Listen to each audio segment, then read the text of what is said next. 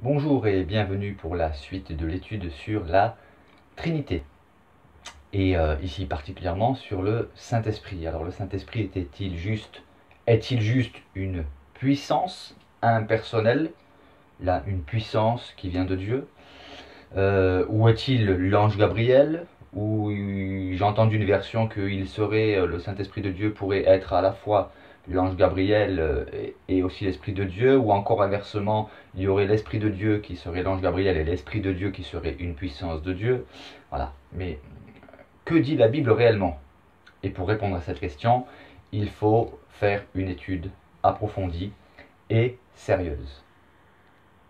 Il est évident lorsqu'on étudie les Saintes Écritures dans leur ensemble, cela devient évident que le Saint-Esprit est clairement une personne de la divinité, d'essence divine. Il est Dieu, mais il n'est ni le Père ni le Fils, et c'est ce que nous allons voir au fur et à mesure que nous allons continuer dans cette étude. Pour l'instant, nous sommes encore dans l'Ancien Testament, et aujourd'hui, je vais m'attarder un peu davantage sur le livre d'Ézéchiel, puisque nous trouvons 13 fois l'expression « l'Esprit ».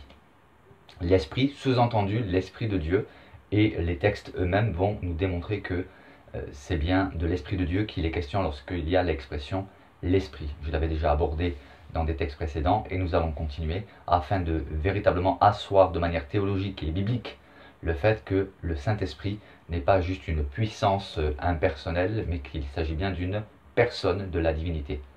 Voilà. Alors, un premier texte qui se trouve dans Ézéchiel chapitre 1 verset 12, où nous pouvons lire ceci. « Chacun marchait droit devant soi. Ils allaient où l'Esprit les poussait à aller, et ils ne se tournaient point dans leur marche. » Alors, de qui est-il question? Alors, je vous invite très sérieusement à lire le livre d'Ézéchiel dans son ensemble, puisque c'est un livre prophétique dans un style apocalyptique. Et Ézéchiel a fait des expériences tout à fait fantastiques, merveilleuses, extraordinaires avec Dieu, par l'Esprit de Dieu. Il a été transporté, enlevé par l'Esprit de Dieu, il a vu des visions par l'Esprit de Dieu, il a vu des choses extraordinaires, et il y a beaucoup de symbolique, d'allégorie dans ce livre. Alors, comme le but de cette vidéo n'est pas d'expliquer le livre d'Ézéchiel, mais d'attirer l'attention, enfin de retenir les expressions qui parlent du Saint-Esprit, je vais plutôt m'arrêter je vais plutôt insister sur l'expression l'Esprit, hein, qui est bien l'Esprit de Dieu.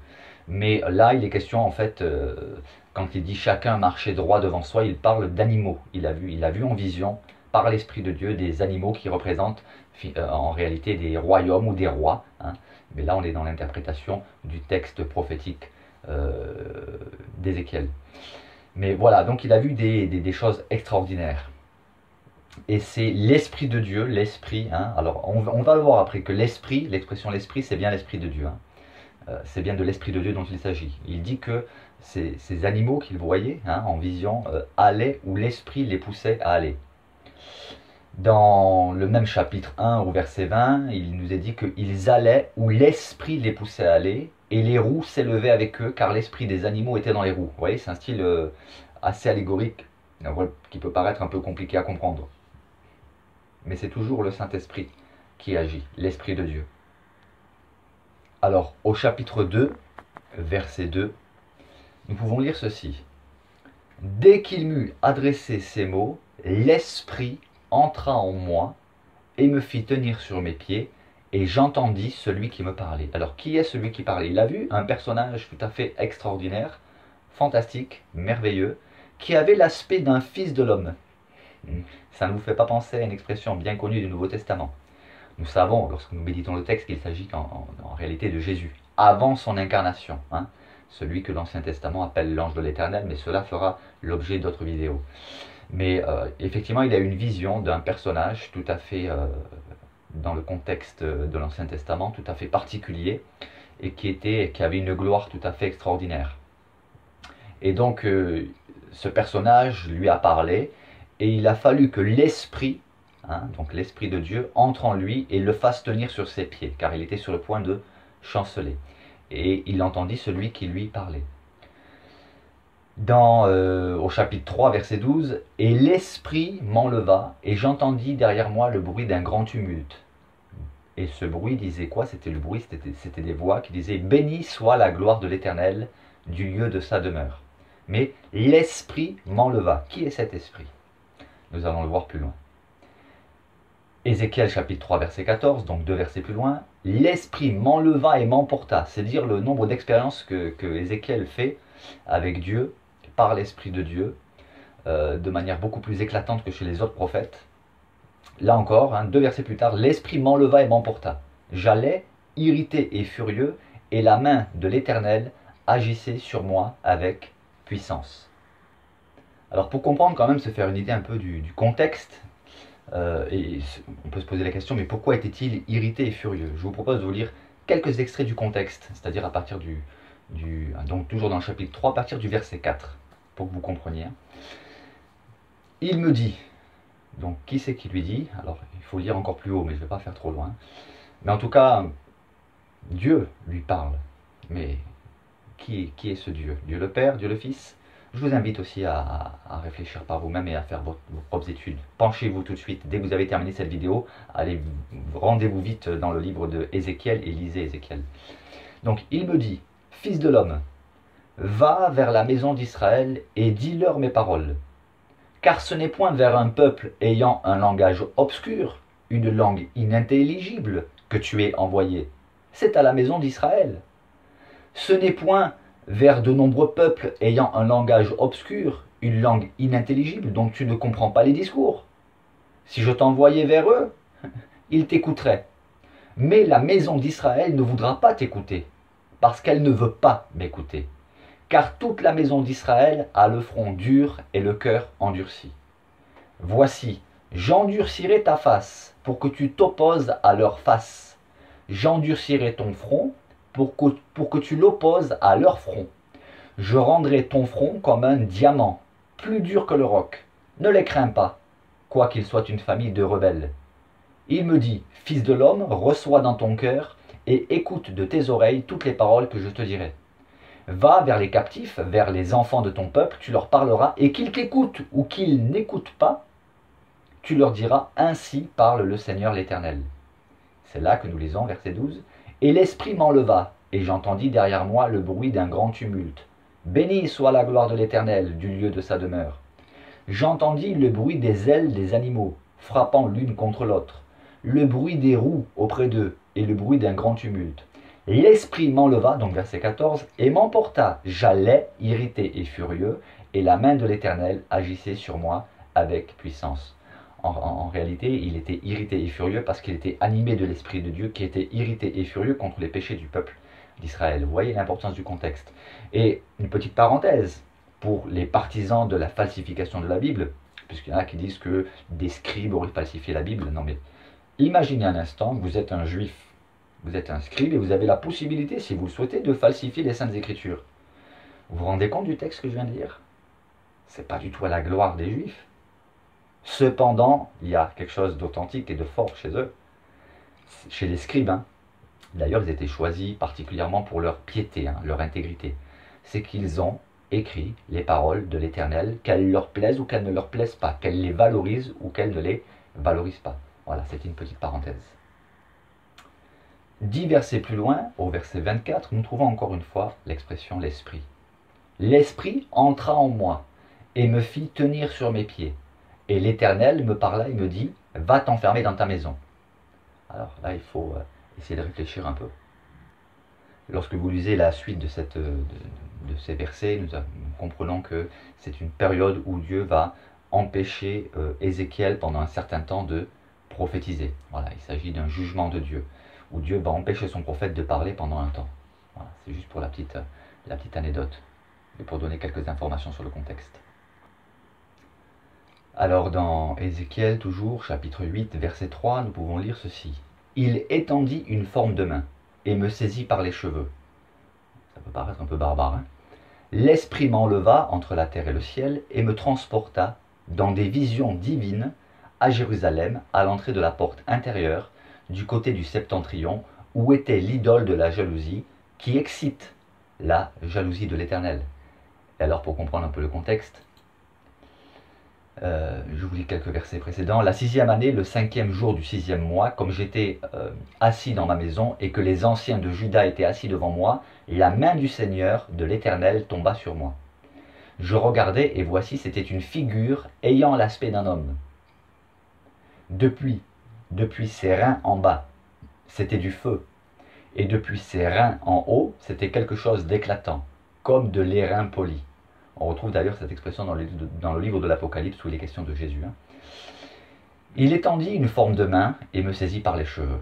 Voilà, l'esprit mon le ventre, la terre et le ciel, et me transporta dans des visions divines à Jérusalem, etc. Je vous invite vraiment à lire ce livre qui est très passionnant, très prenant. Mais encore une fois, je le répète, le but ici, c'est d'attirer votre attention sur l'expression « l'esprit ». Quelques chapitres plus loin, chapitre 11, verset 1, nous retrouvons encore une fois, vous voyez, le nombre d'expériences que Ézéchiel a fait avec l'Esprit de l'Éternel. « L'Esprit m'enleva et me transporta à la porte orientale de la maison de l'Éternel, à celle qui regarde l'Orient.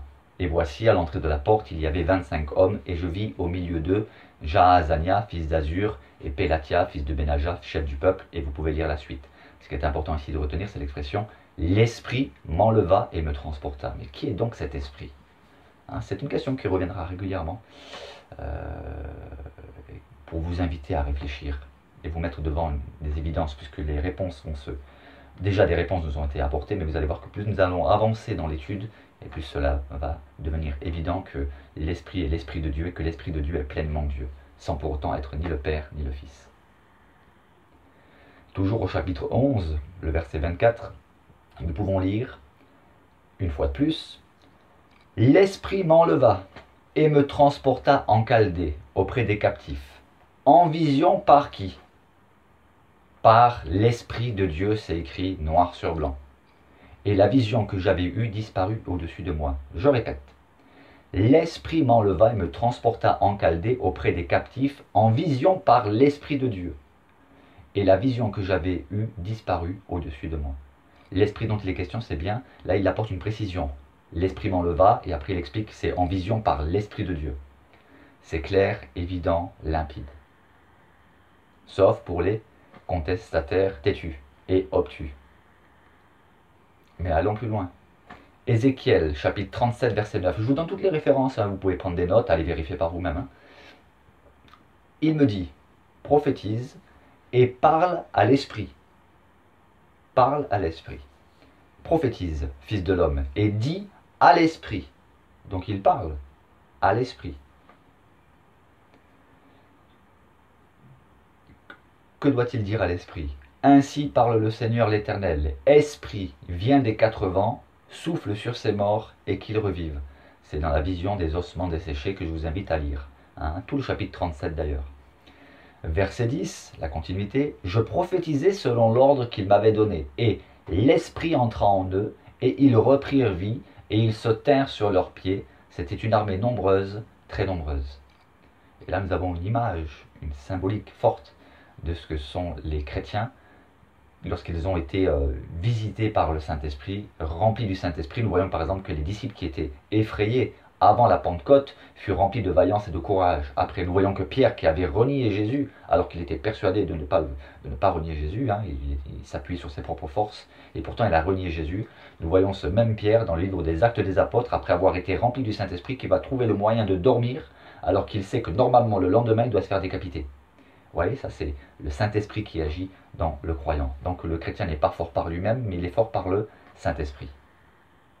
Et vers la fin du livre d'Ézéchiel, chapitre 43, verset 5, il y a encore l'expression « Alors l'Esprit m'enleva et me transporta ». Il a vécu beaucoup d'enlèvements et de transports par l'Esprit. L'Esprit m'enleva et me transporta dans le parvis intérieur, le parvis du temple. Et voici la gloire de l'Éternel remplissait la maison. Alors il y aura encore beaucoup à dire, je vais en rester là pour aujourd'hui, ça fera une vidéo de 15 minutes, voilà, ça reste dans les critères que je m'étais fixés. Je vous réserve de nouvelles découvertes pour les prochaines vidéos. Mais avant de terminer, un petit bonus, si je puis dire, c'est notamment sur l'expression « l'esprit de sagesse », puisqu'on trouve cette expression une fois dans l'Ancien Testament et dans le livre du Deutéronome. puisque après nous aborderons l'expression l'Esprit de l'Éternel. Hein. Donc pour clôturer, vu que l'Esprit de sagesse on ne le trouve qu'une fois, donc c'est Ruach Chokmah, l'Esprit de sagesse. Et on le trouve dans Deutéronome chapitre 34 verset 9, nous pouvons lire Josué, c'est celui qui a pris la suite de la mission que Moïse avait, hein, lorsque Moïse est mort. Josué, fils de Nun, était rempli de l'esprit de sagesse, car Moïse avait posé ses mains sur lui. Les enfants d'Israël lui obéirent, donc à Josué, et se conformèrent aux ordres que l'Éternel avait donnés à Moïse. Mais l'esprit de sagesse, s'agit-il vraiment de l'esprit de Dieu? Oui, sans aucun doute. Nous lisons par exemple dans le Nouveau Testament, mais j'y reviendrai lorsque nous aborderons les textes du Nouveau Testament, que l'esprit de Dieu est un esprit de force, d'amour et de sagesse. Voilà, je vous souhaite une bonne réflexion, une bonne méditation et surtout une bonne étude personnelle. Parce que surtout, le but de ces vidéos, c'est pas que vous m'écoutiez et que vous gobiez, entre guillemets, tout ce que je vous raconte. Non, le but c'est de vous stimuler personnellement à l'étude, que vous étudiez personnellement. Pour ceux qui nient la Trinité, je vous encourage à étudier, à prendre une concordance, un index biblique et à chercher toutes les expressions qui se rapportent à l'Esprit de Dieu, l'Esprit de l'Éternel, le Saint-Esprit, l'Esprit Saint, etc. Et de faire une étude comparative complète. Hein. Moi, je vous propose la mienne, celle que j'ai fait personnellement, mais il faut que vous fassiez la vôtre. Hein. C'est ça le but. Allez, que Dieu vous bénisse et puis rendez-vous pour les prochaines vidéos sur ce thème de la Trinité et là plus particulièrement en ce qui concerne le Saint-Esprit, l'Esprit de Dieu, l'Esprit Saint, l'Esprit de l'Éternel, l'Esprit.